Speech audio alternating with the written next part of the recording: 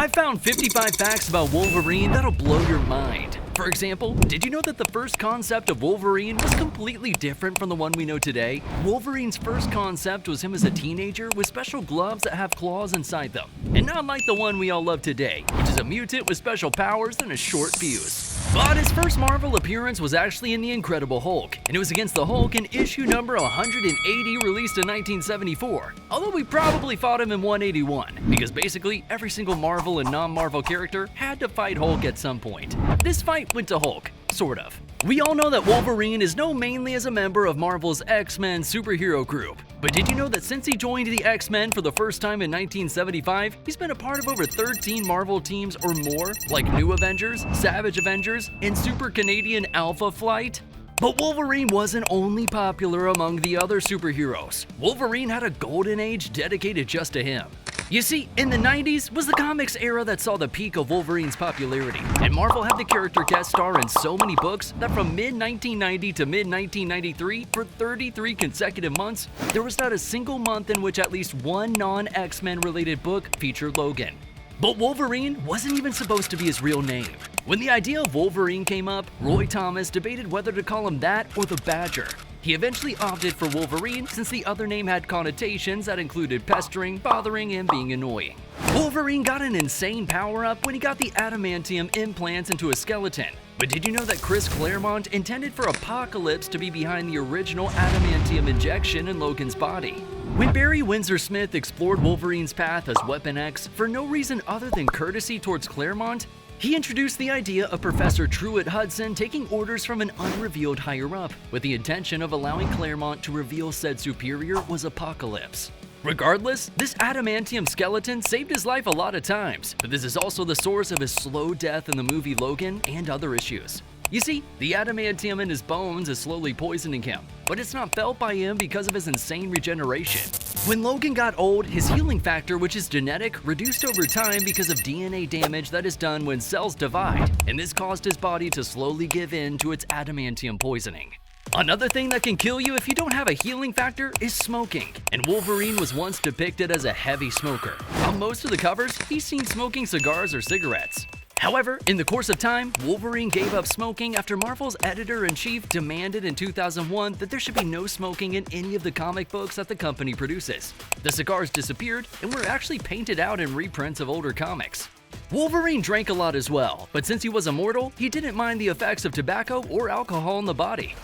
Speaking about drinking, did you know that Wolverine likes to drink so much that he actually invented beer?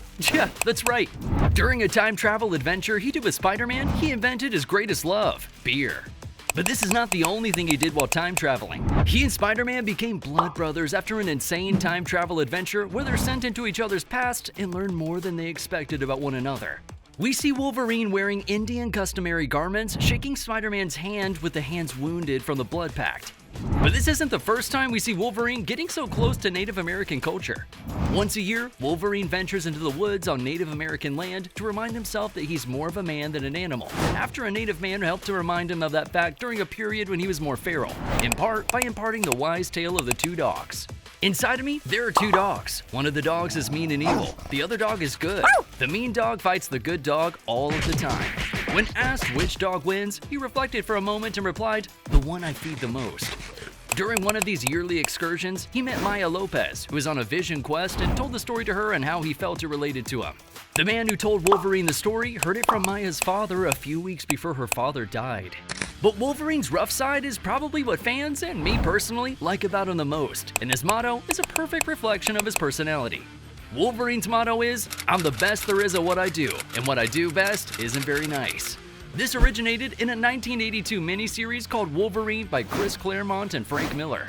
You can probably guess that Wolverine is quite old. Well, he did fight in World War II after all. But did you know that when the first X-Men movie was released in 2000, Wolverine was already 123 years old? His aging is delayed by his super healing ability, but as we established earlier, it doesn't last forever. But immortality didn't save him from family issues. Young James stabbed his real father in the chest with bone claws that erupted from his fingertips. He escaped with his childhood friend Rose and assumed the new identity of Logan, which interestingly turned out to be his birth father's name, Thomas Logan. Another interesting thing that you probably didn't know is that Wolverine also had many love interests. The main one is Mariko Yashida, who Logan met in Japan. Some of the women Wolverine has been involved with include Jean Grey, Mystique, Red Sonja, and Storm. He also is in a relationship with Mary Jane Watson. Let's talk about Wolverine's Freaky Friday. In Ultimate Spider-Man number 66, Peter Parker wakes up in Wolverine's body and Logan's mind is now trapped in Spider-Man's body. They're required to spend a day in the life of the other, all while attempting to figure out what led to the swap. The mind switch was the plan of Jean Grey. Wolverine was constantly coming on to her, so she got tired of it and took his mind somewhere it didn't want to be, to Spider-Man. You wouldn't be wrong for considering Wolverine as a lover beast, seeing as he's been involved with redheads Jean Grey, Mystique, Rose, and Mary Jane Watson. Wolverine had a bad relationship with his father, but his relationship with his son may be even worse. He has a son known as Daken, who, like his father, is a mutant. Daken had his personality wiped artificially, so he's a living weapon. But while Daken accepts that Wolverine is his father, he holds him responsible for the death of his mother, Itsu. But in Wolverine, originally in the Origins issue number 25, Bucky Barnes was the one who killed Itsu and then shot Daken in the back of the head with a carbonadium bullet, which was given to him by Wolverine. Carbonadium is a new metal created by the USSR in Marvel Comics, and this radioactivity hinders the fast healing abilities of a character like Wolverine or Daken. Daken also later became Dark Wolverine and was a member of the Dark Avengers under Norman Osborn. Out of that team, only Daken escapes arrest and successfully gets away. But did you know that Sabretooth was supposed to be Wolverine's father? His creator said that there was going to be a plot line with this revelation, but it was never implemented because it was stupid. Wolverine's father and entire family had already been revealed in Wolverine the Origin. But even though Sabretooth never got to be Wolverine's dad, their relationship didn't end. Sabretooth used to torment his brother Saul every year on his birthday, and Wolverine killed Saul. So now Sabretooth tortures Wolverine on his birthday every year instead. If you've seen the Logan movie, then you know that Wolverine also has a kind of daughter, Laura Kinney, also known as X-23. She was produced from the only genetic sample from Weapon X. X-23 was specially raised and genetically modified to become a weapon. She was exposed to radiation to set off her mutant gene, which was used to make Laura kill anything ruthlessly. In the future, she goes to confront Wolverine and challenges him to a fight in which she emerges the victor. Before she can finish him off, Captain America just drops in to arrest her for all the wrongs she's committed in the past. X-23 subsequently becomes the new Wolverine after Logan's death. She also creates the Wolverines, whose members are Daken, Sabretooth, Lady Deathstrike, Mystique, and Elixir. You might think by now that Wolverine is an angry killing machine with no brains, which is only partly true. You see, Wolverine is pretty smart and full of life experience. He's very fluent in many languages, as he's lived all over the world at some point in his very long life, giving him wisdom not many people have. He's fully conversant with English, Mandarin, Japanese, Arabic, Russian, and Spanish. He also has some knowledge in French, German, Thai, Vietnamese, Farsi, and Portuguese. Charles-Xavier, allez vous faire enculer tous les deux. But although he had a long life due to his healing factor, there's still one way to kill Wolverine. Well, sort of killing him. And it's not what you think. You see, his adamantium skeleton is really heavy, and if he were to jump into water, it'd be really hard for him to float like a regular human. He would sink to the bottom of the ocean, and there he would die from suffocation. But his healing factor would keep him alive, making it an endless cycle of death by drowning and reviving again and again and again. He can decide to extend individual claws to his desired length, making him look like a Swiss Army knife fist. They can be as long as a foot, and his wrist needs to be flat to draw them out completely. But there's one way to kill Wolverine for good, and it's ripping out his heart. This happens when he fought Horde. None of the X-Men's powers had any effect on Horde, leaving them with no choice but to do his bidding, or else he'll destroy Earth. Their task? Acquire a powerful crystal from inside an alien citadel. Seems easy enough, that is, until the Citadel begins playing tricks on X-Men's minds. Wolverine and Storm manage to break free from the mind control, but as soon as he does it, Horde tries to kill Storm, and Wolverine rushes to protect her, taking the blow for himself. Horde praises him for his strong heart, and in a cruel act of irony, rips it off, killing Wolverine. This is where a drop of Wolverine's blood lands on the crystal, basically supercharging his healing factor, making this single drop of blood grow a new Wolverine. His amazing healing factor isn't all fun and games though. Wolverine has many problems with his memory, which are caused almost ironically by his healing factor. This means that he has no memory of huge portions of his life and most of the tragic occurrences he's been through. Just like the animal he's named after, one of Wolverine's powers is enhanced senses for tracking, which he applies when tracking his targets. But this can backfire. For example, when he battles the Hulk, he almost dies from Hulk's thunderclap because of his increased sense of hearing. His sense of smell is also enhanced to the point where he can smell an individual unique scent, which means even Mystique can't deceive him. He also has the ability to determine if people are lying by feeling the beat of their heart. He's like Zenitsu, Inosuke, and Tanjiro all at the same time. Oops, sorry, wrong channel. Even though he's almost indestructible, it's not like the Marvel Comics didn't find a way to kill him. You see, there's a storyline called The Death of Wolverine released in 2014. In this storyline, Wolverine loses his healing powers to a virus, and eventually, Wolverine dies after being encased in molten adamantium. The adamantium hardened around him, trapping him inside. While the story strongly suggests that Wolverine dies, comic book characters have a long history of returning from the dead or seemingly impossible situations. Deadpool also killed Wolverine in Deadpool Kills the Marvel Universe. In this parody, Deadpool realizes that he's in a comic and slaughters every Marvel character to put an end to his life. Nevertheless, Wolverine can come back from pretty much anything. In one comic, he had the flesh ripped off his back and he stood up and continued the fight. He once got beheaded by the Hulk only to be revived by his mutant power. The Punisher once blew up Wolverine's face, but Wolverine grew back his face and chased after him. The Punisher then proceeded to run him over with a steamroller. But did you know that Wolverine was once beaten by none other than Spock from Star Trek? You see, the 90s were a strange time for comic books, and with Marvel on the verge of bankruptcy, the company prioritized what was essentially get-rich-quick schemes by launching massive crossovers, which forced fans to buy a number of books along with almost countless variant covers. One of the former included a 1996 Star Trek and X-Men series which featured a team-up of sorts between the two very different teams. But the strangest moment, however, came when Wolverine lunged at Spock in a berserker rage and was immediately stopped in his tracks by the Vulcan and one of his well-known nerve pinches. Logan was taken down and Spock stood victorious over a character you'd think could slice him to pieces in seconds. One of the things we need to consider is that Marvel likes to create a dark story for every character, and Wolverine is no exception. And there was a time where Wolverine killed all of his kids. Wolverine and his son Daken never got on, but one of the latter's most bizarre plots aimed at his father involved helping out a cult made up of those who had somehow been victimized by Logan over the years. Many of them had legitimate gripes with him, but the majority were also completely nuts. Hence why they dispatched a team of horribly mutated freaks against Wolverine. They had been raised from an early age to hate and kill him, but after he took them all out in a typically violent fashion, it was revealed that the cult, who had all killed themselves by this point, had actually trained the kids from his many forgotten relationships over the years to take on their own father and inevitably fall in battle against him. Wolverine was understandably horrified, but that didn't stop him from later drowning and killing Daken when he went too far with one of his schemes.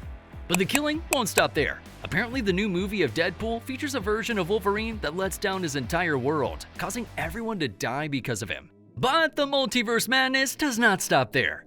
In another reality, Wolverine was able to kill off all the other X-Men by accident. This happened because Mysterio made all the mutants look like the villains and let loose Wolverine to wipe out all of them. Speaking on the Marvel films, X-Men Origin Wolverine was a huge success, grossing over $370 million and opening the way to feature films and crossovers. But Hugh Jackman, who became the face of Wolverine in the movies, wasn't even the first choice of producers to play the character of Wolverine.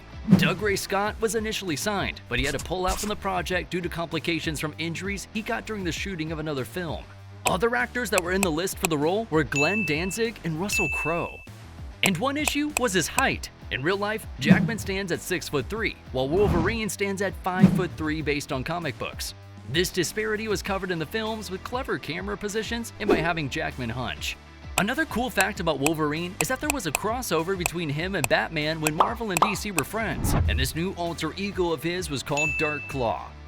We all know Wolverine is special, but did you know his blood can be used to fix other organisms?